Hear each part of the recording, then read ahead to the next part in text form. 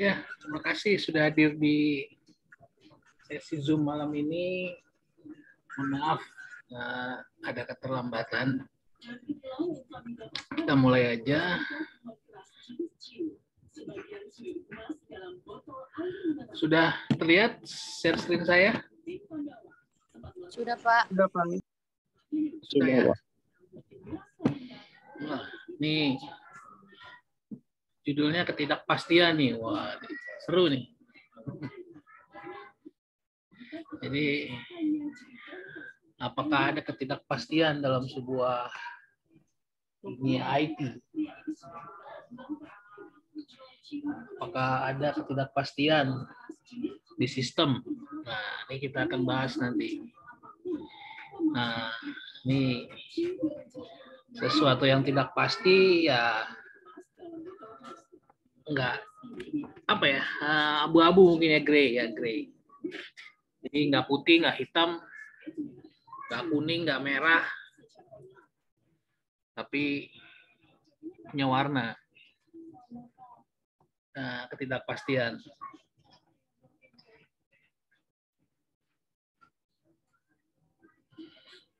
Nah, ini ketidakpastian adalah sebutan yang mengatakan kekurangan informasi yang memadai untuk mengambil keputusan.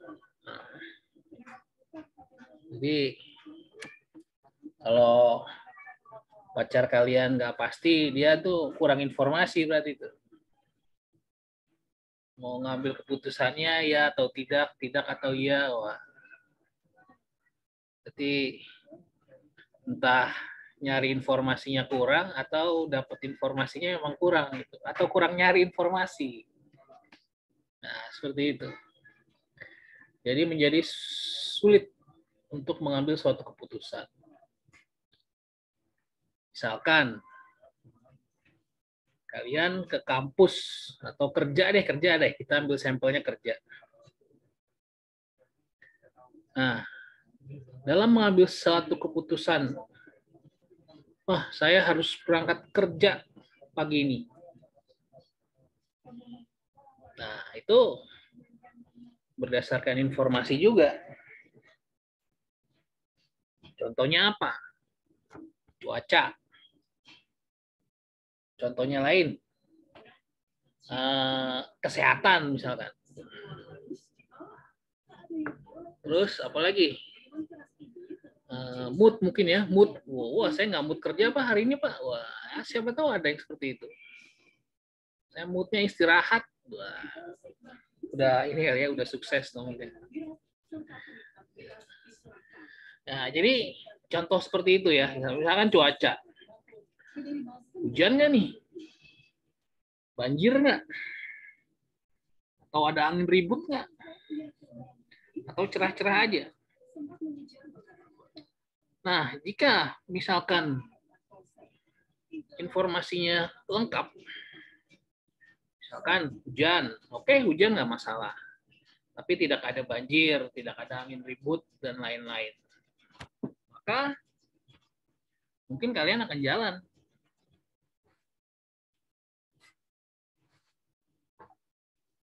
Ke kantor kalian. Atau berangkat kerja. Karena informasinya jelas. Lengkap. Misalkan tadi ada kesehatan, ada cuaca. Misalkan cuacanya hujan, keras, badan kalian meriang. Keputusannya apa nih? Nah, kalau udah ada informasi seperti itu kan jelas. Kalian mau berangkat nggak nih? Nah, jadi ketidakpastian ini berimbas kepada suatu keputusan. Nah, hubungannya apa nih dengan sistem? Hubungannya apa dengan komputer?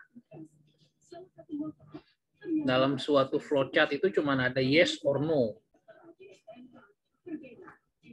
Tapi ini gray, abu-abu. Antara iya atau tidak. Apa contohnya? Wah, nanti kita bahas. Nah, ini. Nah, ini contohnya. Sistem pakar. Dalam mendeteksi apa nih keputusan mengeksplorasi bahan tambang atau mineral. Jadi contohnya seperti ini. Dipakai untuk menganalisa suatu keputusan, terutama sistem pakar. Sekarang saya tanya sama kalian. Kalau kalian ke dokter, terus kalian ditanya sama dokter nih, gejalanya apa Pak? Kalian sebutkan. Lalu kalian percaya nggak sama keputusan dokter itu? Kalian sakit apa?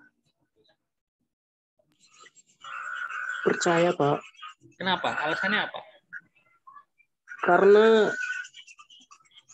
udah ahli, Pak, spesialisnya. Karena dia dokter gitu yang ngomong. Iya, Nah, Pak. sekarang kalau saya tanya lagi, kalian sakit nih, tapi kalian nggak ke dokter. Kalian buka Google, kalian cari tahu, kalian sakitnya gejalanya A, B, C, D, E. Lalu Google memberikan saran, oh ternyata Anda sakit radang tenggorokan. Nah, kalian percaya apa kata Google?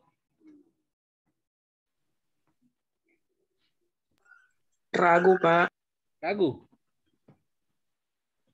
Kenapa ragu?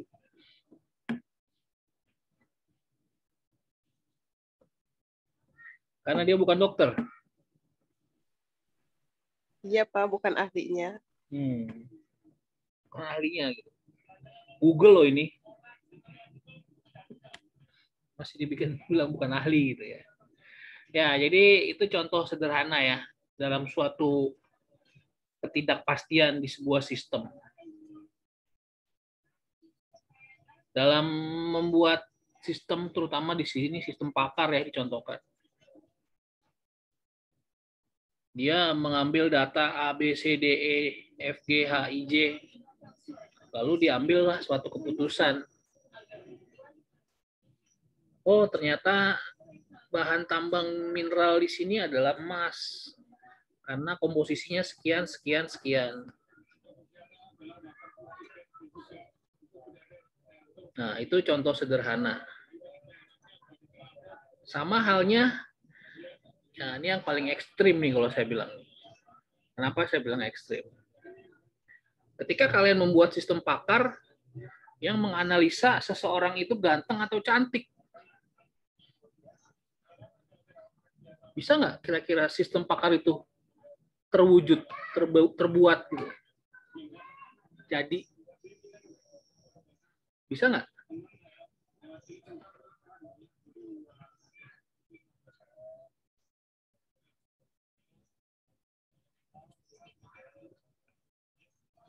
Kalau kalian disuruh bikin aplikasi sistem pakar,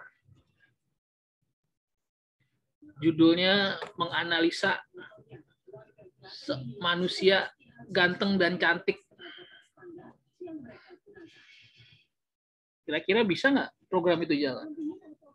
Bisa nggak program itu tercipta?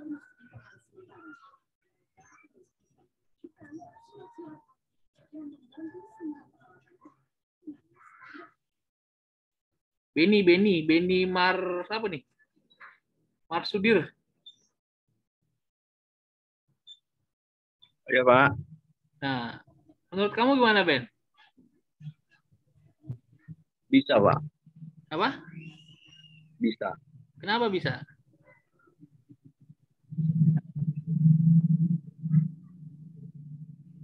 Kamu bisa memutuskan orang itu cantik dan ganteng. Kalau saya bisa Pak. Apa? Ya, dari apa? Penilaian saya lihat orang itu ganteng atau cantik bisa. ukurannya apa, Ben? Kalau misalkan, nah, kamu kan laki-laki nih. Ukuran wanita cantik itu apa sih?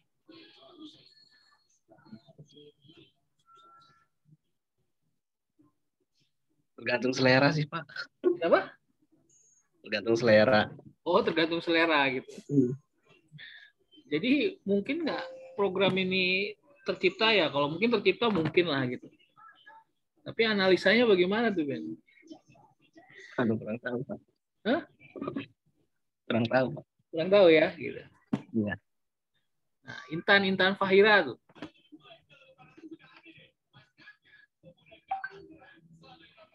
Mana Intan Fahira?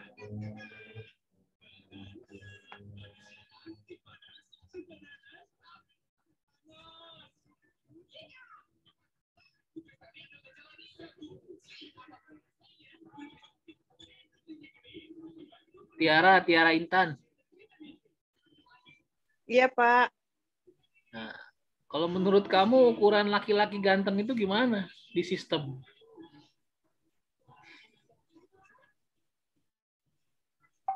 Ukuran laki-laki ganteng, Pak. Ya, Menurut menurut kamu sistem. nggak masalah Oh, kok. menurut aku. Ya, menurut kamu gitu. Ukurannya apa sih yang Yang ganteng itu? semua ganteng sih, Pak. Yang penting hatinya. Oh, saya kan nggak nanya hati, saya nanya ganteng gitu. Kita kan ini mau Semua sama sih, Pak. kita ceritanya mau buat sistem nih. Oh, sistem itu akan menganalisa. Wah, ketika dimasukin data A, B, C, D, E, oh tidak ganteng. Wah, itu cuma 2 tuh jawaban itu. Terus kalau ukuran ganteng menurut kamu apa gitu? Dari segi penampilan mungkin, Pak. Penampilan. Iya. Penampilan yang seperti apa? Mungkin yang rapi gitu, Pak, penampilannya. Rapi, terus udah.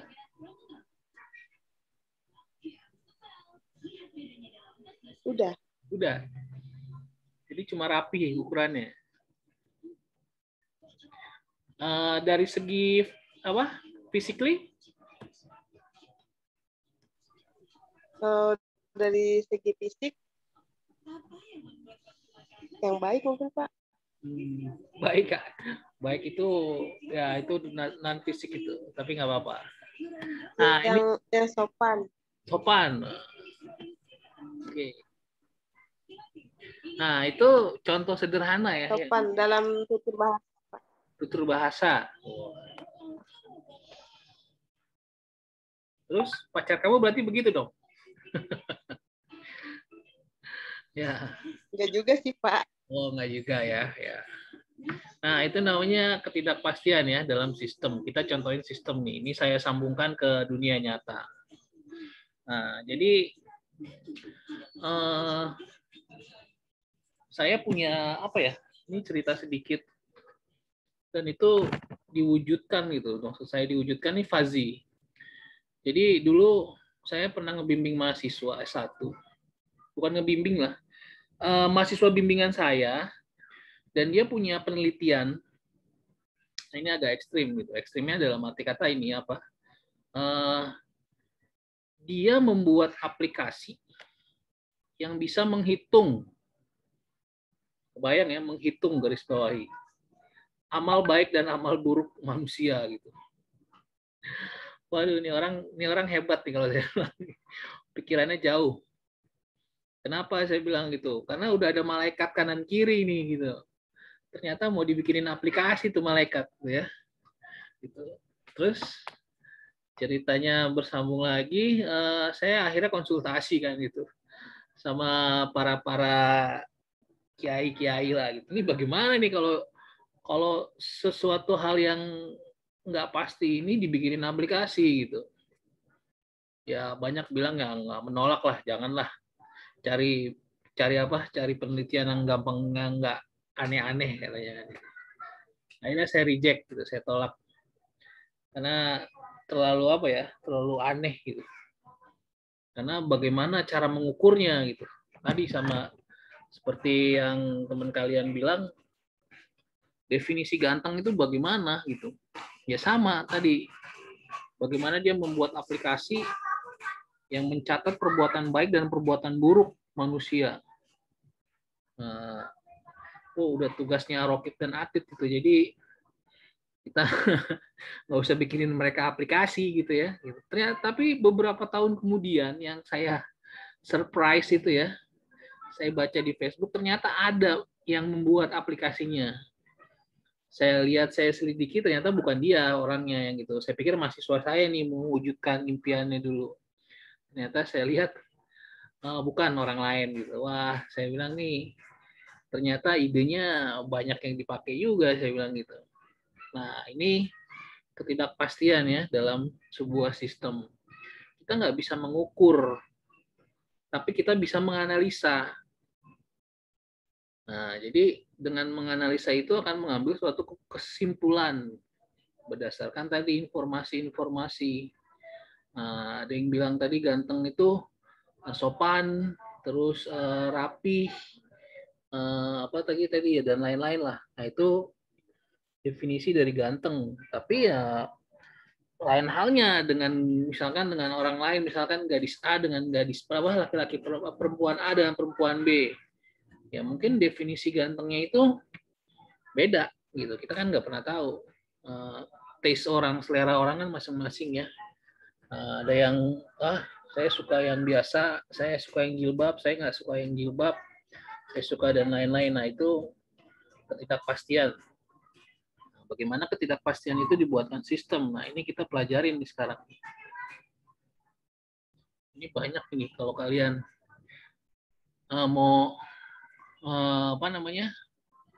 Nah ini contohnya ya, fuzzy, Anfis, jaringan saraf tiruan, algoritma genetik. Nah ini ya, ini beberapa teknik-teknik yang bisa digunakan dalam menggunakan tadi ketidakpastian tadi.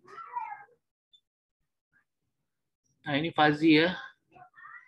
Kadang kita menyukai informasi, misalkan suhu 25 derajat sedang.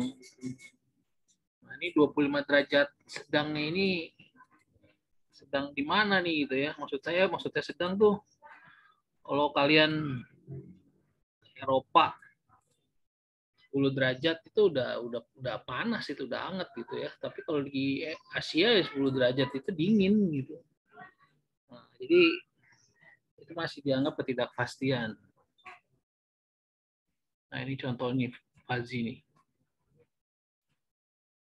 Ini dibikin softwarenya nih. Ada softwarenya ya. Nah, ini jaringan saraf tiruan. Nah, ini lebih kepada robot ya. Ini bayang gitu ya, bikin jaringan saraf. Kita jaringannya luar biasa banyak, dibikinin jaringan kabel-kabel, bisa bikin seperti itu luar biasa. Ini penerapannya di kabel di robot. Nah, ini contohnya. Informasi A, informasi B, informasi C, informasi N, nah, menghasilkan satu informasi. Nah, adaptive neurophagy interface, ANFIS. Ini gabungan ya dari antara fuzzy dan jaringan. Karena rumusnya membuat rule base, maka di sistem ini disebut learning. Nah, ini sekarang lagi banyak ya, e-learning terus banyak nih. Jadi belajar dengan sendiri. Nah ini contohnya ANFIS. Ini bermain dengan data. Jadi kalau saya contohkan ini, misalkan ada namanya dataset ya. Ini dataset. Dataset itu kalau kalian nanti S2, S3 nanti ketemu tuh pelajaran itu tuh, dataset. Dataset itu misalkan kalian bikin mesin nasi goreng ya. Jadi kalian menciptakan sebuah mesin nasi goreng gitu. Nah, itu ada percobaan pertama sampai percobaan 1000 misalkan. Nah, itu dataset namanya itu. Data pertama, bikin nasi goreng, hasilnya apa? Asin. Data kedua, bikin nasi goreng, hasilnya apa? Pedas. Data ketiga, hasilnya, nah, sampai dia belajar sendiri tuh mesinnya. Namanya mesin learning. Oh, ternyata dari 1000 kali percobaan, oh, ternyata garamnya sekian, sekian, sekian.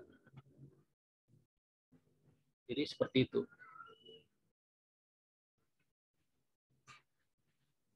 Nah, ini genetik algoritma 60 tahun 60-an ya. Jadi udah cukup lama. Struktur umumnya populasi, pencarian dilakukan sekaligus atas sejumlah solusi yang mungkin. Kromosom, generasi, nah ini.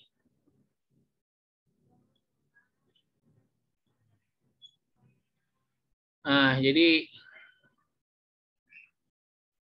ketidakpastian atau fuzzy ini sudah banyak diterapkan di dunia nyata. Tadi ya saya contohkan bagaimana membuat sebuah analisa aplikasi kedokteran sampai menghasilkan sebuah sistem. Contohnya ya kalau yang sekarang ya Halodoc lah, itu udah banyak dipergunakan ya. Nah, seperti itu. Jadi kalian tinggal masukin gejalanya A B C D E, hasilnya apa? Ya udah mengganti dokter. Dokternya udah tidur mungkin ya jam 2 pagi, tapi dengan ada sistem paling nggak dia bisa dapat peringatan awal kalau mereka sakitnya apa. Nah, seperti itu. Ada pertanyaan? Oh, ini udah mau habis waktunya nih. 40 menit.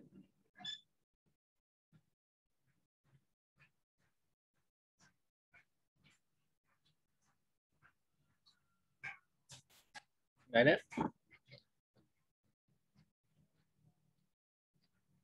Nggak ada pertanyaan? Oke, kalau nggak ada pertanyaan, nanti di bawahnya ada tugas, kalian bisa kerjakan seperti biasa. Selebihnya kita pindah ke WhatsApp grup. Oke, kalau nggak ada pertanyaan lagi, saya tutup. Semoga semuanya sehat, banyak rezekinya, jauh dari COVID-19, yang masih jomblo cepat dapat pacar, Amin. yang pacar cepat nikah. Amin. Amin. Saya tutup. Assalamualaikum warahmatullahi wabarakatuh. Waalaikumsalam. Waalaikumsalam.